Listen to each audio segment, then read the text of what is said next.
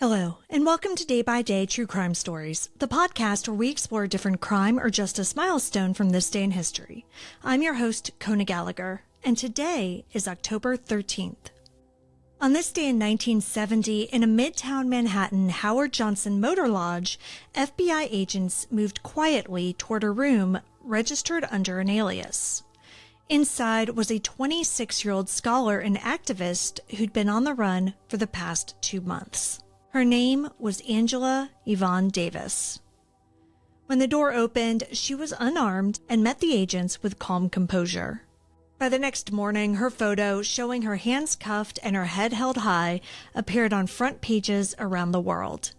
And from the White House, President Richard Nixon will call her capture, quote, the apprehension of a dangerous terrorist, end quote. But was it? Today, we're discussing the arrest of activist Angela Davis.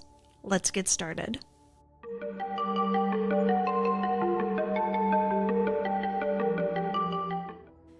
Angela Davis's path to that hotel corridor started not with a crime, but with classrooms and politics. In 1969, she was newly hired to teach philosophy at UCLA.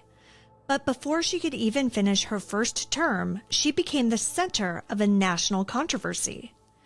Because Davis was a member of the Communist Party, the University of California Regents, pushed hard by Governor Ronald Reagan, voted to fire her. A judge briefly reinstated her, but by 1970, the Regents dismissed her again, this time accusing her of inflammatory speech. That clash over politics, ideology, and academic freedom made Angela Davis a known name across California campuses. And then a tragedy changed everything.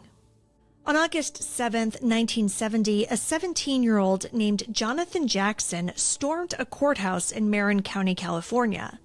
His goal was to free 3 black inmates who were standing trial.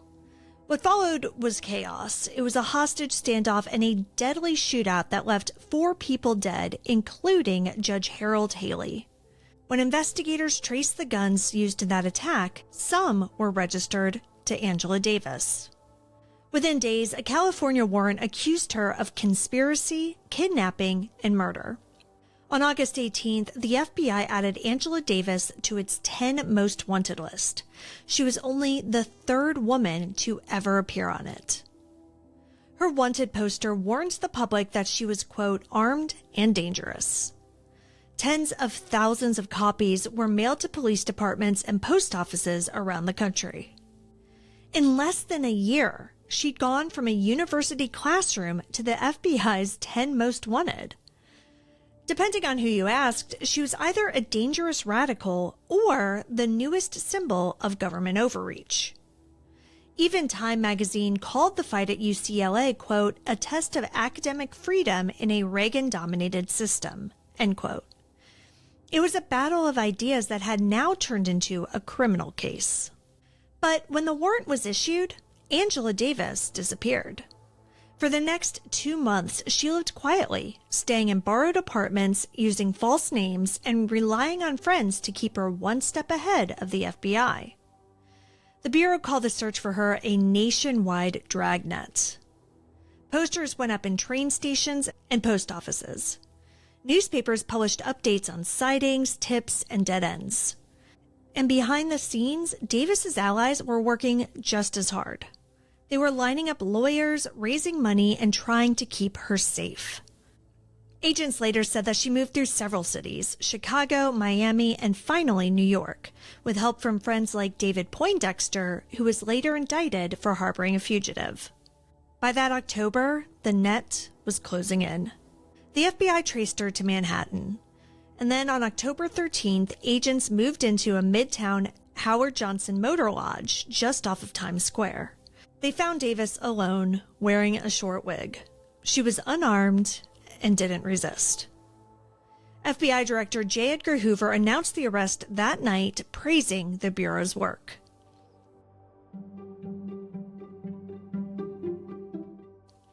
President Nixon quickly followed with a statement from the White House calling Davis a dangerous terrorist. Those words, dangerous terrorist, would spread around the world, dividing public opinion and setting off one of the most high-profile political trials in U.S. history. To some, Angela Davis was a criminal captured, but to others, she was a political prisoner, and the Free Angela movement was already taking shape. By the next morning, every newspaper in America had her face on the front page. The San Francisco Chronicle described the Times Square motel. The Associated Press described the FBI raid. But other stories told something different: the explosion of a movement. Within days, committees formed in cities around the world: New York, London, Paris, Accra, all demanding her release. Singer Aretha Franklin even offered to post bail, telling Jet magazine, quote, "I've got the money and I'd be glad to use it for Angela Davis," end quote. To the Nixon administration, her arrest was proof of decisive law enforcement. To her supporters, it was proof that radical black women could be hunted simply for their politics. There were two narratives, one woman, and the storm was only getting started. After her arrest, Angela Davis was held at the New York Women's House of Detention in Greenwich Village. She spent nearly 9 weeks there when California fought to bring her back for trial. In early January 1971, Davis was extradited back to California. Standing in a Marin County courtroom, she declared herself innocent, calling the charges, quote, "a political frame-up," end quote. Her bail was denied. Over the next 16 months, she remained behind bars as the Free Angela campaign grew into an international cause. Eventually, her lawyers won a change of venue and were able to move the trial to Santa Clara County, far from Marin's publicity.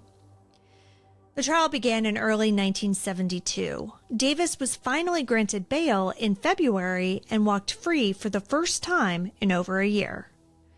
When the case went to the jury that June, the evidence centered on one key question: did buying these guns automatically mean that she was part of a conspiracy? Or was she just an owner who was unfairly accused? After 13 hours of deliberation, the jury came back not guilty.